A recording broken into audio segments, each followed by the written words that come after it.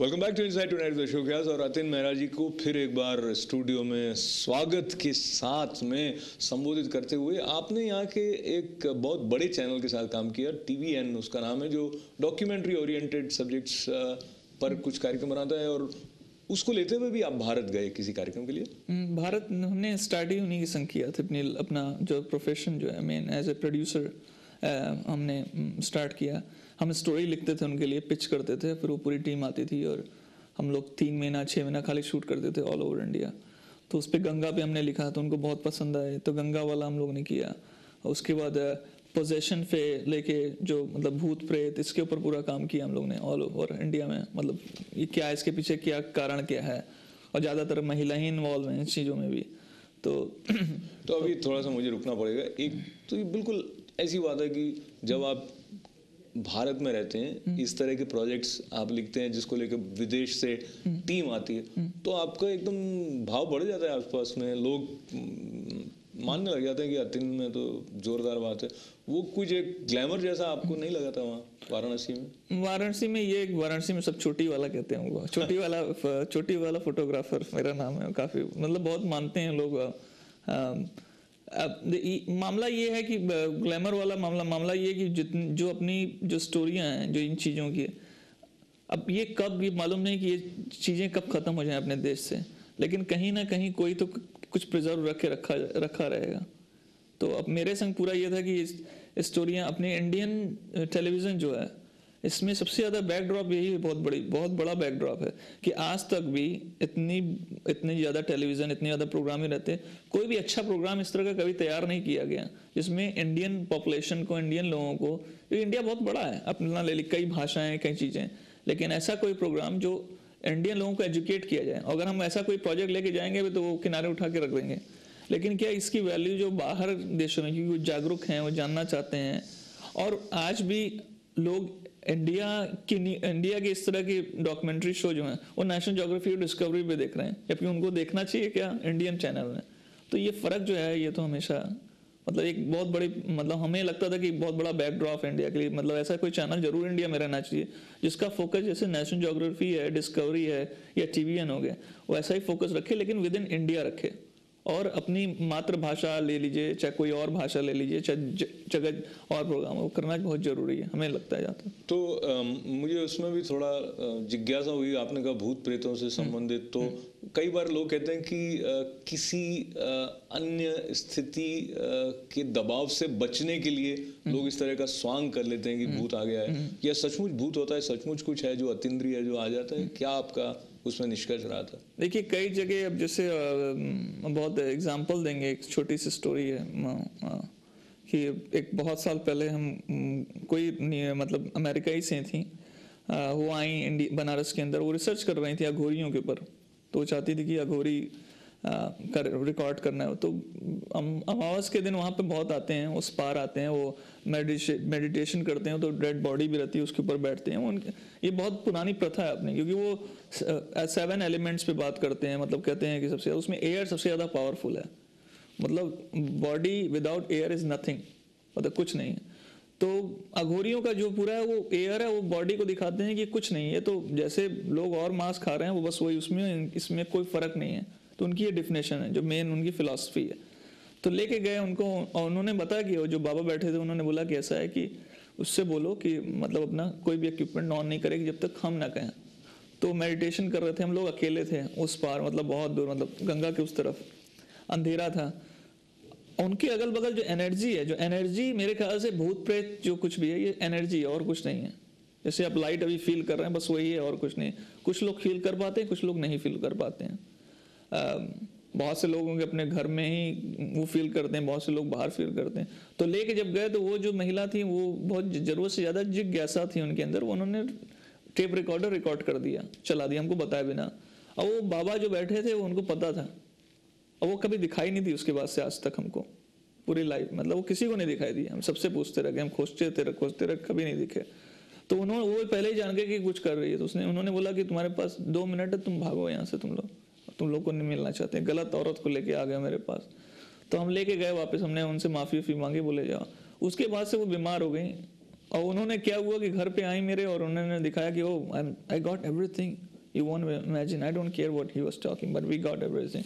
तो उसने जैसे ही प्ले किया, जो वो प्रेस किया, तो उसमें जहाँ जहाँ हम लोग बात कर रहे थे पूरे टेप में वो सब थी, जहाँ जहाँ बाबा की बातें थी सब मतलब उसमें एम्प्टी थी पूरे टेप में।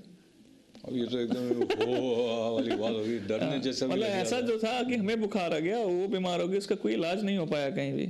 उसके बाद से ना हम तो कभी पता किए, उस समय कोई ईमेल भी नहीं था, बहुत पुराने 98 की बात है, और उसकी वजह से हम लोग ने ध्यान भी नहीं दिया इन चीज़ों पे। लेकिन यहाँ बट हमें लगता है कि कहीं ना कहीं कुछ तो है, तभी ना वो कहते हैं ना कहीं चिंगारी है तभी ना तो कुछ न कुछ होता है, और जो आंख देखने वाली होती है वो बहुत कुछ देख लेती है। और अतिन के पास वो आंख है कि उन्होंने कई कहानियां देखी हैं जो हमारे आसपास रहती हैं, हम उनके आसपास से ऐसे निकल जाते हैं अपने में सिमटे हुए कि हमें पता भी नहीं लगता है कि ये कहानी है। पर समय की सीमा को देखते हुए मैं जब आना चाहता हूँ आपकी मुख्य फिल्म की तरफ, तो ये जो बुलबुल सॉन्ग ऑफ नाइटिंगेल, इसका सीड कहाँ से आया, कॉन्सेप्ट कैसे आया? इसका कॉन्सेप्ट है कि टीवीएन के संग हम प्रोग्राम कर रहे थे मध्य प्रदेश में, हम लोग थे उस समय में, तो एमपी में स्टोरी कर रहे थे, तो उधर से हम लोग गुजर रहे थे। तो अब सबको चाय की ललक बहुत ज़्यादा थी कि चाय पीना है, चाय पीना है, और काफ़ी देर ड्राइविंग कर चुके थे, थके। तो हमने ड्राइवर से बोला कि ऐसा करो कि तुम गाड़ी रोको। बोला नहीं, गाड़ी तो यहाँ नहीं रुकेगी। हमने कहा क्यों? बोले अगल बगल देखिए। हमने कहा सब चाय की दुकान तो है। बोला सब में तो लड़कियाँ बैठी हैं। तो उसका इशारा, लेकिन हम भी कहा नहीं चाय पीना है, हमें समझ ही नहीं है उसका इशारा, हम लोग थके हुए थे। तो हम उतरे तो एक लड़की से हमने पूछा कि चाय, वो 10-11 साल की होगी। हमने कहा कि चाय चाहिए, तो बोली कि अब बैठो, आप बैठो, हम चाय के लिए दूध, चाय की पत्ती कुछ है नहीं, मंगवा रहे हैं। तो उसने मंगवाया, और मंगवाने के बाद वो हमको चाय बना के दिया। जैसे उसने मेरा हाथ पकड़ा जिस ढंग से, मेरा मतलब पूरा शरीर हिल गया। हमने कहा कि ये क्या है, ये तो 10 साल 11 साल की लड़की है, और चाय भी उसकी बहुत ख़राब थी, हम कुछ बोले भी नहीं। तो वहाँ से चले, फिर हम लोग, मेरा मन में हुआ कि हम वापस जाएंगे, तो हम लोग वो शूट ख़त्म करके हम वापस गए, कुछ लोगों को लेके, अपने दोस्तों को लेके। हम लोग ने एक शूट किया, लेके आए, 3 साल रिसर्च किया। फिर अभी हम लोग को फंडिंग मिली फिल्म कंप्लीट करने के लिए, फिल्म शूट करने के लिए। तो फिल्म हम लोग ने उसके बस वही एक प्रोसेस था, मतलब। तो इसके बारे में थोड़ी सी बात हम और करें, and if we get some idea about this film which actually talks about child prostitution. नहीं, ये चाइल्ड नहीं, ये फैमिली बेस्ड प्रोस्टिट्यूशन है। तो फैमिली बेस्ड प्रोस्टिट्यूशन और प्रोस्टिट्यूशन में बहुत बड़ा फ़र्क है। मतलब इन लोग में, ये सबसे पुरानी ट्राइब है इंडिया की, पुरानी ट्राइबों में से एक है, जो बंजारा जैसे थे, उन्हीं लोगों से निकल गए, कंजड़ बंजारा। तो ये बाछड़ा है, इनको कहते हैं बाछड़ा। तो बाछड़ा जो ट्राइब है, ये बेसिकली ये इनके घर में जो इनकी सबसे बड़ी लड़की जो होती है, जो पुराना ट्रेडिशन था, जो बड़ी लड़की है उसको वो देह व्यापार में डाल के, और माँ बाप भाई जो हैं खास तौर से उसका पैसा खाते हैं, उसकी कमाई का पैसा से घर चलता है। तो ये उनका प्रोडक्ट, लेकिन उसमें काफ़ी ये देवियों को मानते हैं। तो मतलब जैसे अब हिंदू या बाकी अपने इंडिया में जो शादियाँ होती हैं, तो लड़के बैठते हैं घोड़े पे, इनके यहाँ लड़कियाँ बैठती हैं। और अपने क्या कहते हैं कि डाउरी लड़के वाला लेता है, इनके यहाँ लड़के वाला डाउरी देता है। तो मतलब सब कुछ अपोजिट है। और वुमेन बहुत है, जैसे एबॉर्शन लोग करवा देते हैं, लड़कियों को भ्रूण हत्या बहुत है इंडिया के अंदर, काफ़ी जगह पे है। इनके यहाँ ये लड़कों की हत्या करते थे, क्योंकि लड़के से कोई कमाई नहीं है, महंगा है लड़का। तो सब कुछ बिल्कुल अपोजिट है। तो ये जब रिसर्च हम करना स्टार्ट किया, तो मेरा लिए माइंड ब्लोइंग था कि no one ever talk about this, why the Indian media never covered this, and why we don't even have in Google में भी इनके बारे में कुछ नहीं था जब हमने शुरू किया। अब गूगल में थोड़ा बहुत आ गया है। तो उसके बाद से हम बिल्कुल इंस्पायर, बिल्कुल लग गए। मेरे पास असिस्टेंट थे 3-4, हम लोग सब लोग लग के हम लोगों ने मटेरियल इकट्ठा किया। तो अपने आप में, लेकिन ये कि ना कि आप किसी हर आदमी के अंदर we have half is bright and half is dark, I always believe. So you can talk about dark whole life, but I think if you talk about the beauty of person, you can change the world. But if you talk about only the dirty things of that person, you are creating more dirty roots for that generation. तो अपना गोल जो है ये है कि इनकी कैसे इनको बाहर निकाला जाए, इन चीज़ों से कैसे चेंज लाया जाए। क्योंकि अपने यहाँ क्या है कि इंडिया के नाम पे काला दाग तो है ही, और इसमें सबसे बड़ा, अब या तो गवर्नमेंट को कहिए, लेकिन गवर्नमेंट क्यों कुछ करेगी जब तक कि पब्लिक नहीं खड़ी होगी। पब्लिक को कभी अवेयर बनाया नहीं गया, कोई अवेयरनेस नाम की कोई चीज़ नहीं थी। तो हम लोगों का इस फिल्म के माध्यम से अवेयरनेस क्रिएट करके कम से कम अगर एक दो लड़की की भी जिंदगी हम लोग अगर बदल देते हैं तो उसकी आने वाली जनरेशन, उसका पूरा रूट हम लोग ने चेंज कर दिया। तो मेरे लिए सबसे बड़ी तसल्ली की बात वही रहेगी इसमें। मेरे लिए बड़ी तसल्ली की बात रही आपका जो उद्देश्य इस प्रोजेक्ट को लेकर रहा है वो सुनना रहा, क्योंकि जब इस तरह के विषय पर किसी ने डॉक्यूमेंट्री बनाई है, ऐसा सुनने को मिलता है तो लगता है कि ये क्या सिर्फ विदेशों में आकर भारत का उपहास करने की दृष्टि है क्या, पर निश्चित रूप से वो दृष्टि कहीं भी नहीं है, कल्याणकारी दृष्टि है। And I feel we should share some glimpses of this film, maybe a trailer from. So let's watch.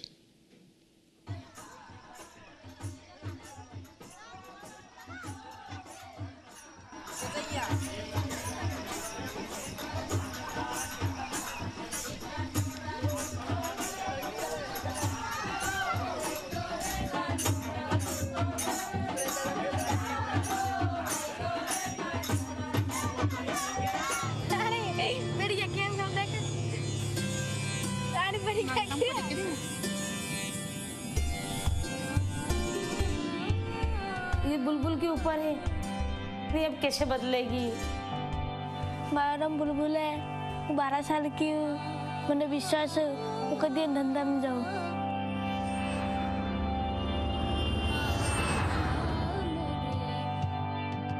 तो पहली बार धंधे में आई थी, मैं इतनी छोटी थी, 14 साल की था, तभी मैं इस धंधे में आई थी। मतलब वो थी सीमा, तो उन्होंने मुझे ऐसे मतलब जबरदस्ती अंदर पहुंचाया था गिराक के साथ में। मतलब उन्होंने पहुंचाया ना, जो फिर एक लड़का था अंदर, वो तो उसने ऐसा किया।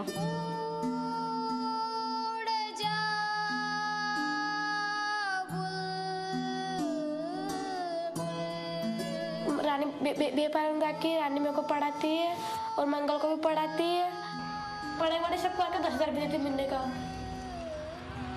और पापा को अलग से 10,000 देती है। घर का खर्चे करती है।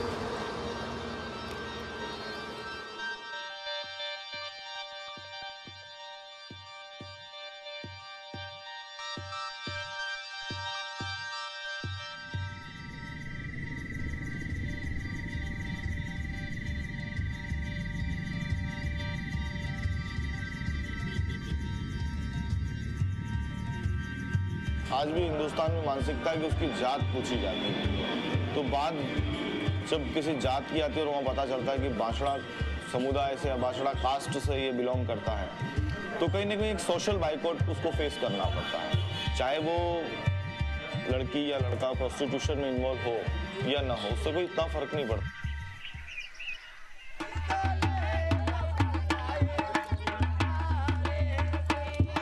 एक बार जो धंधे में चला जाता ना, वो बड़ी मुश्किलों के बाद निकलता है, और बहुत कम निकलती है छोरियां वहां से।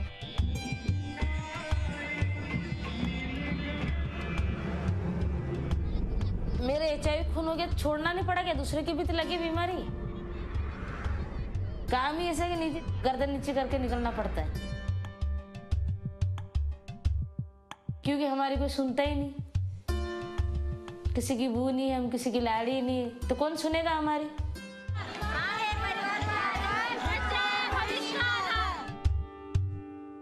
मेरी तो ये कोशिश थी कि मैं बस आगे निकलूं, मुझे इस गंदगी से निकलना है। और मैं समझदार भी थी, पढ़ी लिखी भी थी, अच्छी बुरी मुझे पहचान थी कि मुझे क्या करना चाहिए और क्या नहीं करना चाहिए। जो समझदार लड़की रहती ना, पढ़ी लिखी थोड़ी बहुत भी अगर पढ़ी, तो अगर उसको ज़बरदस्ती धकेला जाता है ना, तो वो नहीं चाहेगी कि मैं गलत करूं।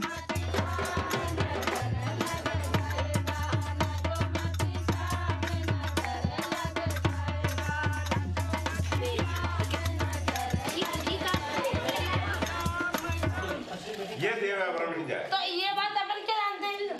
इसका बाप जाने और इसकी माँ जाने। मछली जल की रानी है, जीवन इसका पानी है, हाथ लगा डर जाती, बाहर निकालो मर जाती।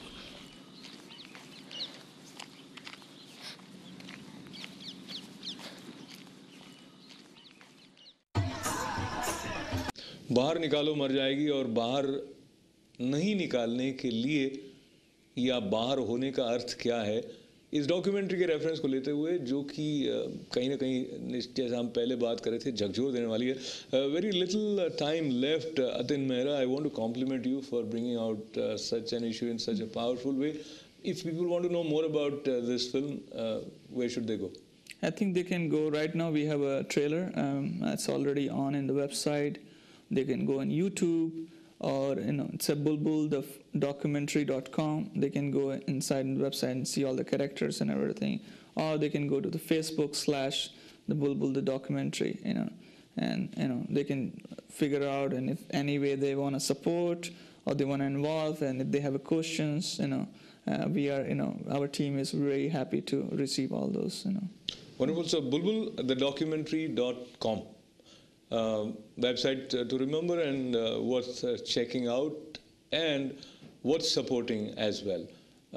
I'm happy that such an individual with such multi-dimensional insight on various issues was a part of our show today. Atin Mehra, thank you very much for joining us. Thank you so much. Lots of good wishes. Thank you. Thank you very much for being with us. This is Ashok Vyas.